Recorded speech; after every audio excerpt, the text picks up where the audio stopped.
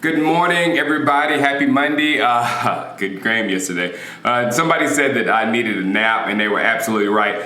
I took all day Saturday to make that hype video that I uploaded late Saturday night, and then I couldn't sleep much at all before the games on Sunday. And then I had drank, my hardcore seltzer water, my hardcore spiked seltzer water. So I was done after the game. But let me get my game balls in a clear, concise manner. Of course, game ball number one goes to Dak Prescott. It was an amazing performance by him, but it didn't surprise me that much, but it was really good to see.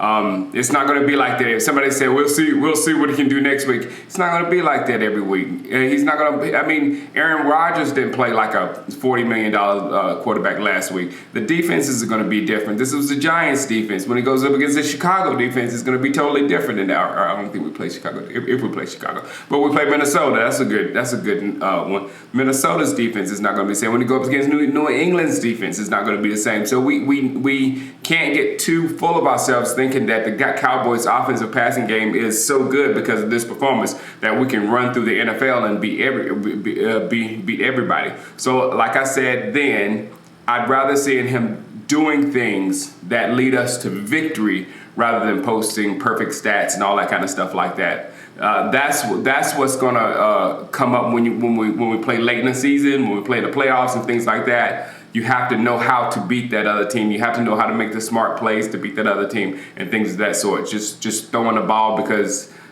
you can throw or whatever. That's not gonna be a thing. Winning is the ultimate focus. And Jerry Jones also said that his contract is imminent, which is almost obvious at this point. But it needs to happen sooner or later because of his price tag keeps going up, and it's because of his position. It's not because he's so great or whatever. It's because of his position is the reason why the price tag is going up so much.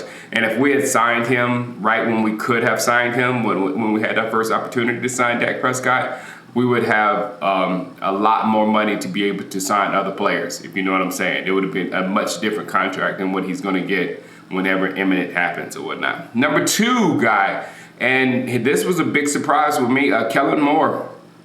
I talked a little junk about this hire when it first happened because I didn't know his background. The organization knew more about his background than I did, so I was like, it's hard for me to believe because coaches are not born. They don't come out of the womb knowing how to call plays. That's something that you're taught, and then him being taught by Garrett and Linehan gave me a little bit of pause. You know what I'm saying? And just Sean McVay out here. Everybody looks at him as a young coach, but Sean McVay had 10 years of experience before he got that NFL coaching experience before he got that job and with the Rams. So then we find out that Kellen Moore, this is what he always wanted to do, and he's been coached up by people here and there, and he's looked at the game, even as a player, he's looked at the game through a coaching eye, which is more calm, makes me more calm about his situation and whatnot. And then when I saw him, call a great game yesterday, I'm very pleased with that, and I want to see more of whatever. Third game ball, Michael Gallup. Come on, man. We saw him emerging in training camp, and that guy, he did extremely well out there. 7 targets, 7 catches for 158 yards. Was making every catch. I think Amari even dropped one earlier, but Amari's coming off that injury. But he gets a game ball along with Amari, Cobb, Jarwin, even Witten, all them catches, and they actually put the league on notice that these guys are going to be a hard cover. You're not going to be able to just sit back in coverage or whatever and try to stop Ezekiel Elliott. These guys are going to come at you, and if you do, by any chance, stop Ezekiel Elliott, then they're going to attack you. So I was saying into my stream, just remember back when we had Dez, Terrence Williams, and Cole Beasley. 2 of them are not even in the league anymore.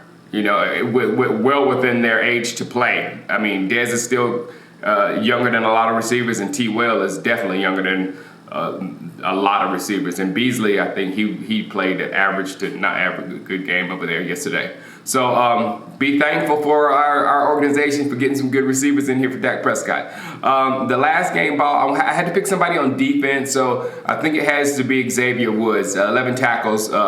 11 tackles puts him well on his way to my Pro Bowl prediction for that guy. But I'm predicting a breakout year for Xavier Woods, and it was a good start. Now, as far as the rest of the defense, LBE did well, good, but there was a couple of times where he was overrunning plays. I think somebody in my chat brought it up, and Jalen Smith also. Jalen gets those blinders on when he can't see anything but the tackle. And that was in that fumble, when the fumble was right there with Jalen for him to hit, but Jalen had to clean up the tackle. The guy was almost already down, but Jalen had to hit him instead. So, you know, if you saw Jalen when he first was coming back from his injury, he was overrunning plays all the time. He gets overly excited, but then he calms down and controls his speed, and then he's trouble for the team. But all in all, this defense, they need the running game. They need Ezekiel Elliott. They really, really, really do. The fewer snaps they get, the better they are. And I repeat, we do not have the type of defense that can sit out there all day and just beat the living crap out of an offense and take their morale. We don't have that type defense.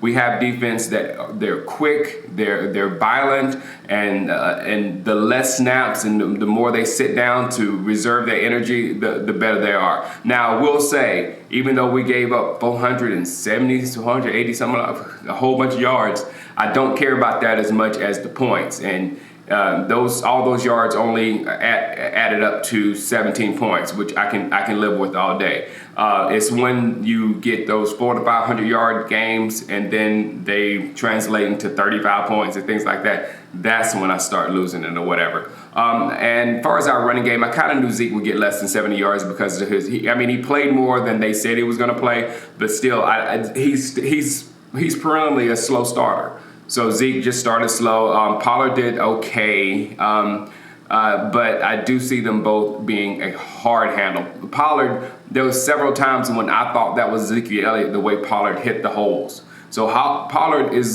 it's going to come around for him as well as Ezekiel Elliott. Okay, that's my kids knocking on the door. Wifey had to go to work early this morning, so I got everything. I got school, I got breakfast, I got picking up from school, I got taekwondo, I got gymnastics. I got a big day. All right, guys, holla at you. Peace.